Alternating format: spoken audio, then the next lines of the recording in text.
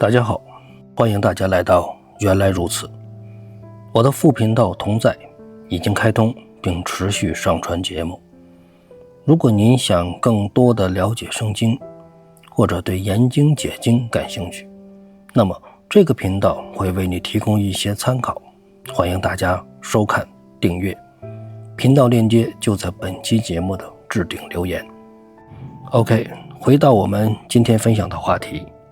我们今天来跟大家分享的话题是主流教会的通病。很多朋友对于我分享关于当代教会的反思持相当程度的抵触情绪。他们的观点就是这样揭露基督教目前存在的问题，会给一些慕道友或者信心不好的弟兄姊妹造成困扰。而我觉得如果能够持续收看这个频道的朋友，基本上都是对信仰非常坚定的。至于那些看一眼就跑掉的朋友，求主怜悯他们，希望神为他们开路，让他们早日找到适合他们的频道。而今天随着网络文化的盛行，收看网络节目的基督徒是越来越多了。原因就在于教会的牧养满足不了会友们的需求，或者说教会解决不了人们心中的困扰。然而自己阅读圣经又收获甚少，所以网络平台变成了一个不错的选项。可是毕竟网络节目的门槛太低了，各种鱼龙混杂的节目遍地都是。相比牧养不足的教会，网络节目的危险其实是更高的。其实我制作网络节目的初衷，便是自己也曾经是网络节目的受害者。我体会过那种打开手机却找不到几个能看的频道的那种无奈，所以索性自己开一个频道，把自己的心路历程写下来，这样也许可以帮助一些与我有相同感受的弟兄姊妹。而我们为什么要在网络中寻找慰藉呢？归根到底，还是我们在教会中得不到牧养。如果在教会都能踏踏实实的打好基础，充充足足的得到造就，何必来网上看这些不知所云的节目呢？归根到底，还是教会的问题。所以我们今天就来跟大家分享主流教会的通病。所谓主流教会，也就是目前的主流宗派教会，大家所熟知的改革宗、寻道宗、浸信会、信义宗等等等等。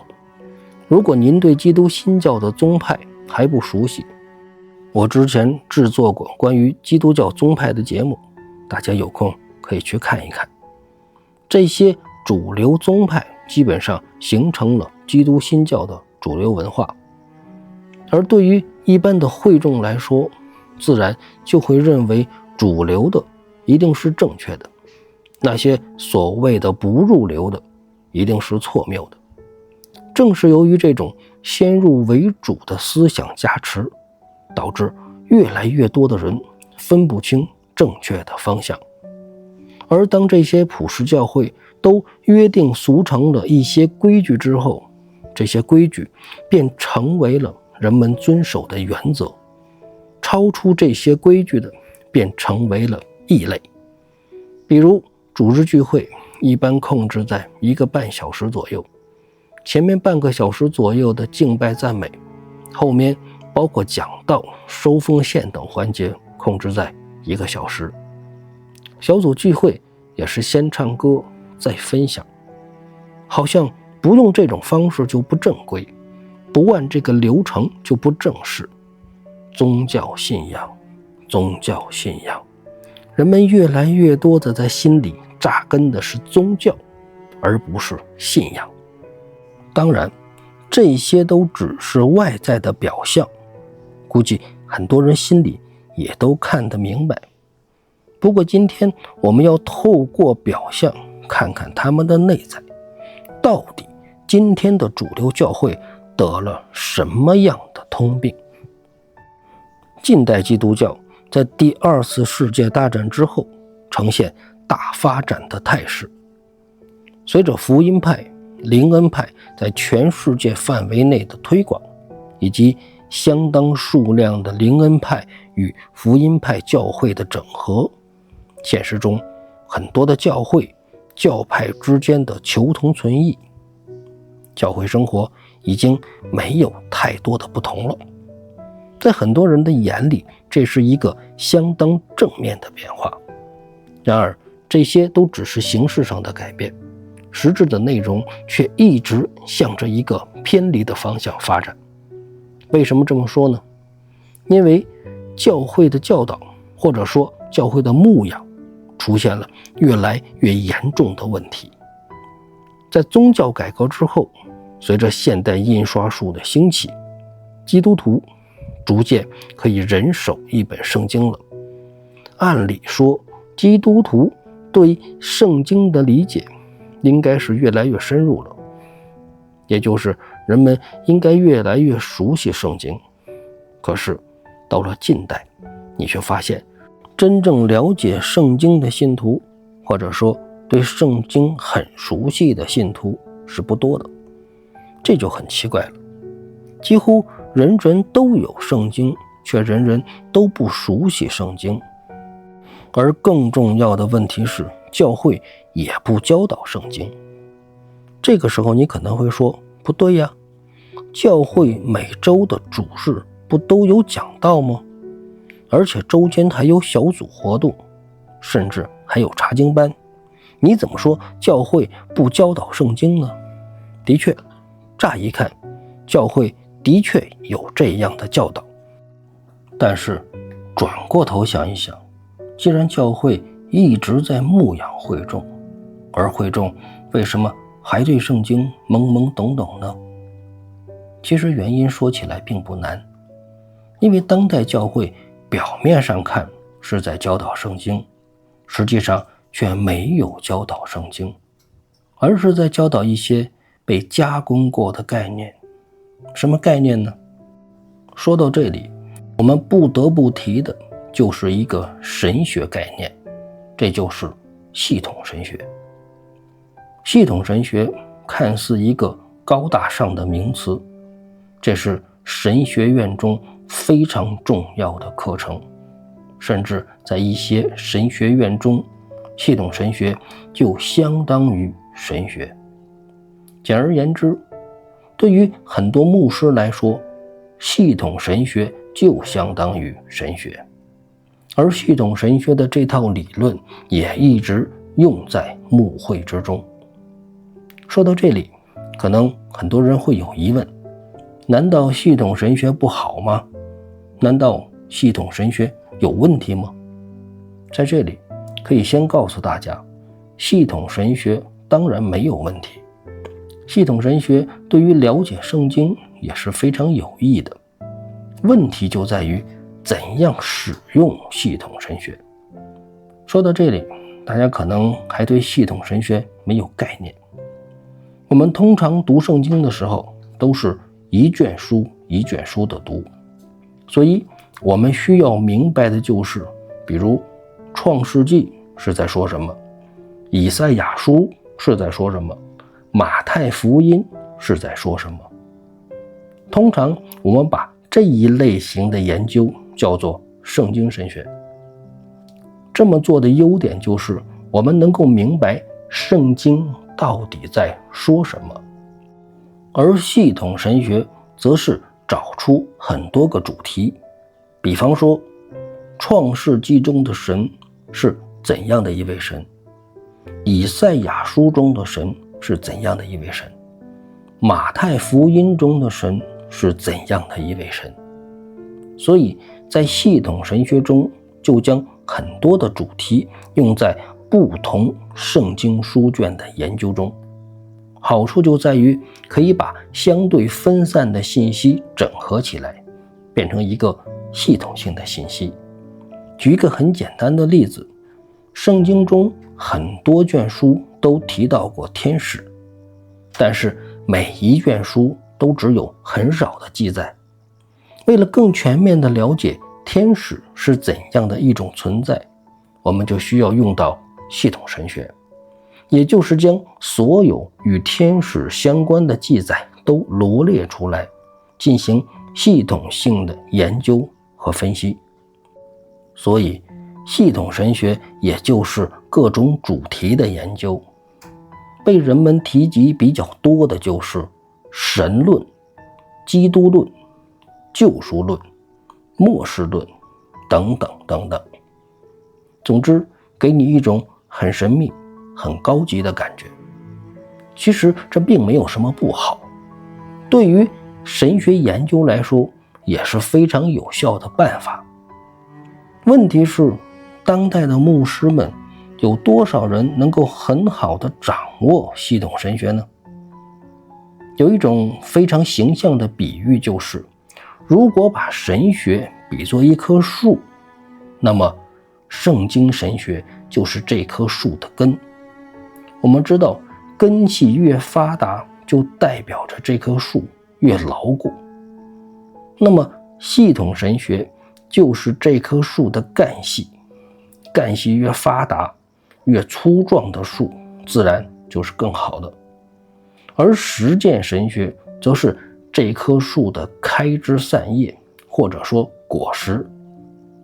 实践神学简单的说，就是牧师给你讲了一堆圣经中的大道理，但是如何能够联系现实生活？我们现在的生活如何使用圣经的原则？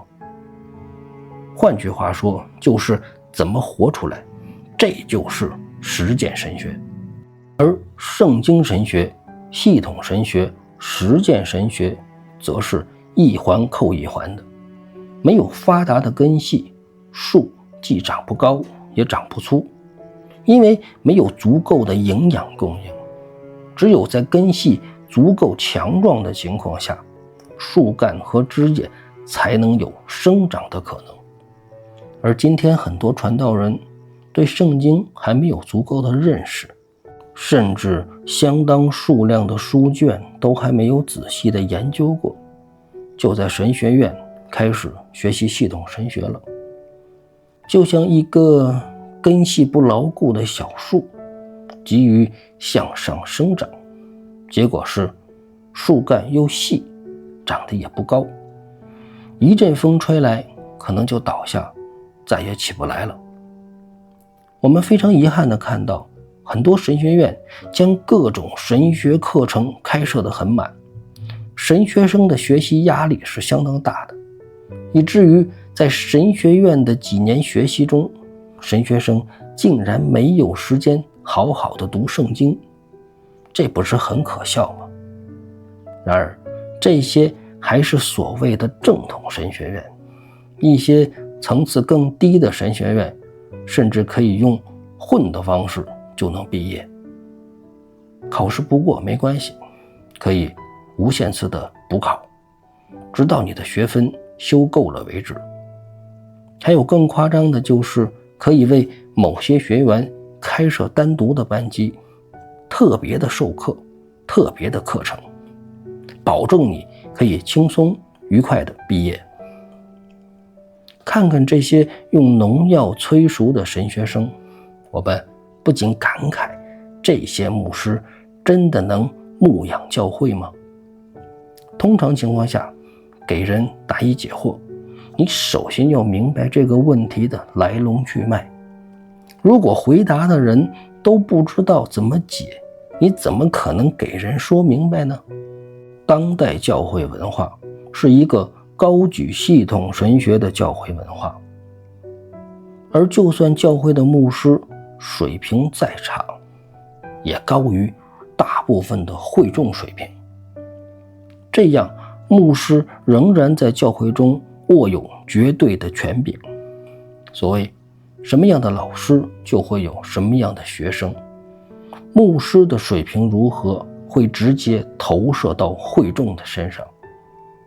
当然，一些朋友会说，造成这种情况也不能完全怪牧师，神学院又不是牧师开的，神学院怎么教也不是牧师能够决定的。这话呢，只能算说对了一半。神学院仅仅是一个牧师的起点，绝对不是一个牧师的终点。既然大家都输在了起跑线上，那么后面的路程多多努力不就好了吗？我们从小就明白，只要坚持努力的乌龟也能赢过兔子。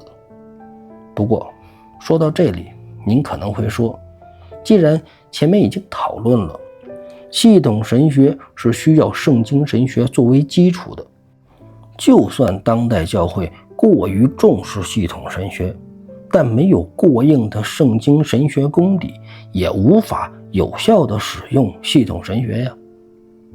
如果一个牧师习惯使用系统神学的思路牧会，那么不是更加能够激发他深入的研究圣经神学吗？